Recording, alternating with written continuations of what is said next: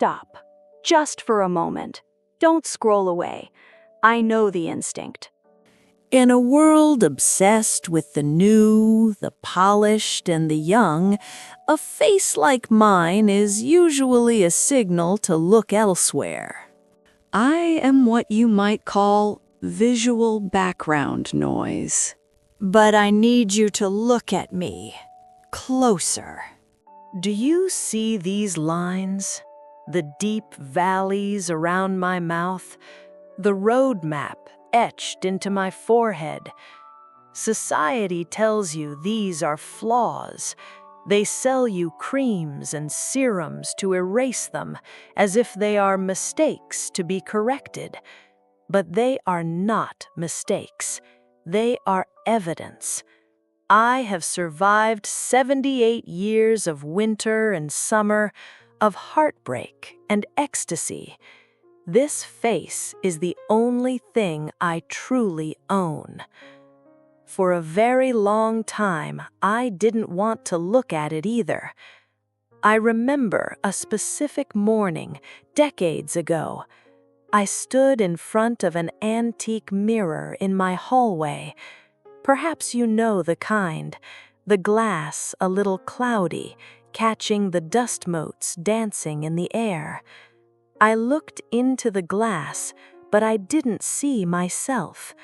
I looked through myself. I saw a mother. I saw a wife. I saw a daughter-in-law. I saw a catalog of responsibilities and duties. But the woman, the human being underneath the title, she was a ghost. I had become an expert at blending in. You know that feeling, don't you, when you enter a room and instinctively shrink? I painted my life in shades of beige. I sat in chairs that matched the wallpaper. I kept my voice low, modulation perfectly tuned so as not to disturb the air.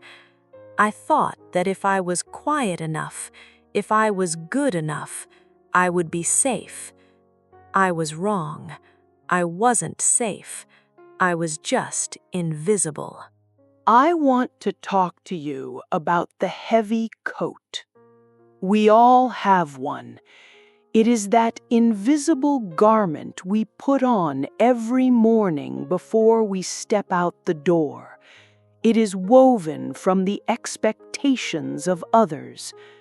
For me, the coat was heavy with the need to be perfect. It was lined with the fear of disappointment. I wore that coat in the heat of summer. I wore it when I was exhausted. I wore it until my shoulders slumped permanently under its weight. I walked through my 30s and 40s like a soldier marching to a drum I didn't hear. I remember folding laundry, endless mountains of laundry. My hands moved with robotic precision. Fold, smooth, stack. Fold, smooth, stack. My body was in the room, performing its duty. But my mind was floating somewhere in the stratosphere, dreaming of a life I wasn't brave enough to claim. There was a drawer in my old desk, a wooden drawer with a brass handle. Inside it, I put everything that didn't fit into the narrative of the good woman. I put my desire to paint in there. I put my desire to travel alone in there. I put my anger, my loud laughter, and my hunger in that drawer. And then I locked it. I told myself, I'll open it later, when the kids are grown, when the mortgage is paid, when I have time. But time is a thief, and it is a very patient thief. It doesn't steal your life all at once. It steals it moment by moment, day by quiet day, until you forget where you put the key. The realization didn't come as a lightning bolt. It came as a slow, creeping chill. It was a Tuesday afternoon. The house was silent, the kind of silence that rings in your ears. The children were gone, living lives I only saw in photographs. My husband had passed on, leaving a void that was both terrible and strangely spacious. I sat at my kitchen table. There was a cup of tea in front of me. I watched the steam rise, swirl, and eventually disappear. I sat there for so long that the tea went completely cold. I looked at that cup, stagnant, untouched, cold, and I realized, this is me. I had let my life go cold while I was busy making sure everyone else was warm. I looked down at my hands. These hands, they were rougher then, dry from years of scrubbing floors and washing dishes. They were the hands of a servant. I asked myself, when was the last time these hands held something just for the pleasure of holding it?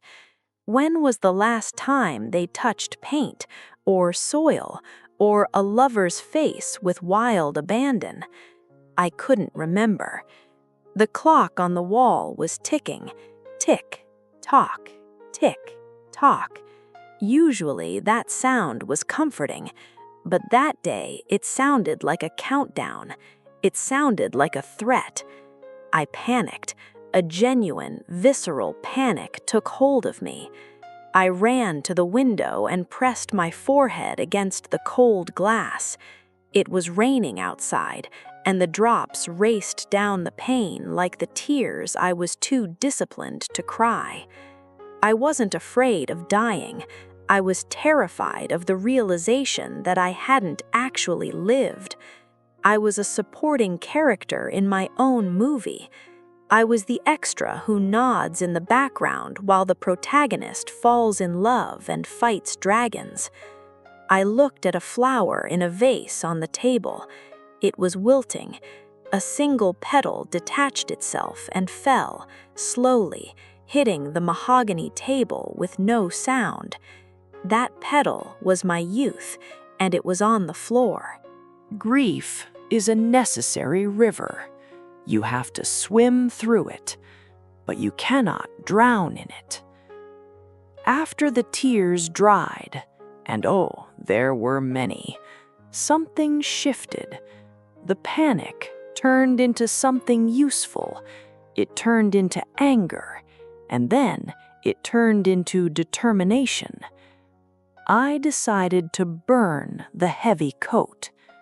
The first thing I did was buy a dress, not a sensible beige dress, not a modest gray skirt. I bought a dress the color of a fresh wound, the color of a poppy field, the color of fire. Red, shocking, vibrant red. I put it on in my bedroom. I looked in the mirror, and for the first time in 20 years, I didn't see a mother or a widow. I saw her, the woman I had locked in the drawer. Then I found the paints. My hands shook. Oh, how they shook. Arthritis had begun to settle in my knuckles, and fear had settled in my heart.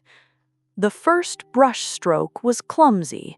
The second was messy, but the third felt like breathing oxygen after holding my breath for decades. I started saying the most powerful word in the human language, a word I had been afraid of my whole life. No. The phone rang, a request for a favor I didn't want to grant. An invitation to a gathering that bored me to tears. I picked up the receiver, and with a voice that trembled only slightly, I said, "No, I cannot come. I have plans." My plans were to sit in the garden and listen to the birds. My plans were to do absolutely nothing. And the sky didn't fall. The world didn't end. The cage door was open, swinging in the wind, and I realized the door had never been locked. I had just been sitting inside, waiting for permission to fly. I went out into the garden. I touched the soil. I smelled the jasmine. I let the sensory joy of being alive flood back into my system. I read books I wanted to read, not books I should read. I ate cake for breakfast if I felt like it. I became, in the eyes of my neighbors, perhaps a little eccentric. Good, let them stare. At least now I was visible. So, why am I telling you this? Why are you listening to an old woman ramble about cold tea and red dresses? Because I am looking at you. Yes, you. I see the way you look at your reflection with criticism. I see the way you apologize for taking up space. I see the way you are exhausting yourself to please people who will not be at your funeral.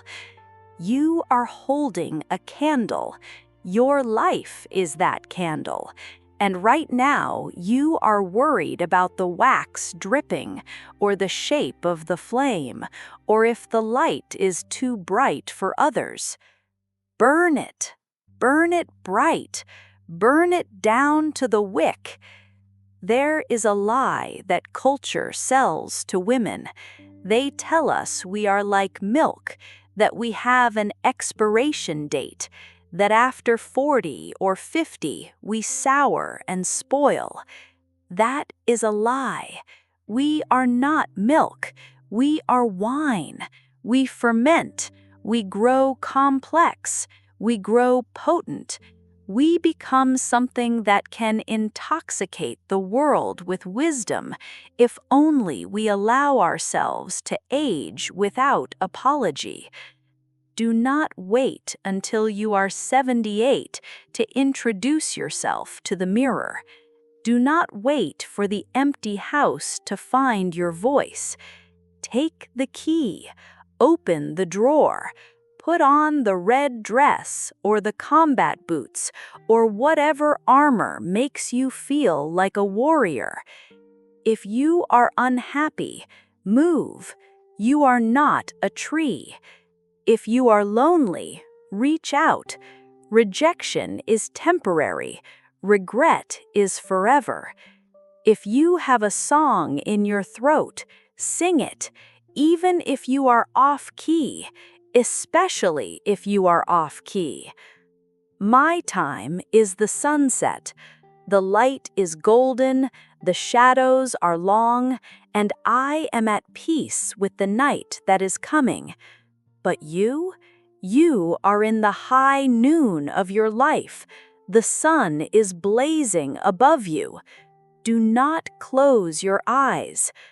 Look at me one last time. I am not invisible. I am inevitable, and so are you. Start living right now, before the tea gets cold.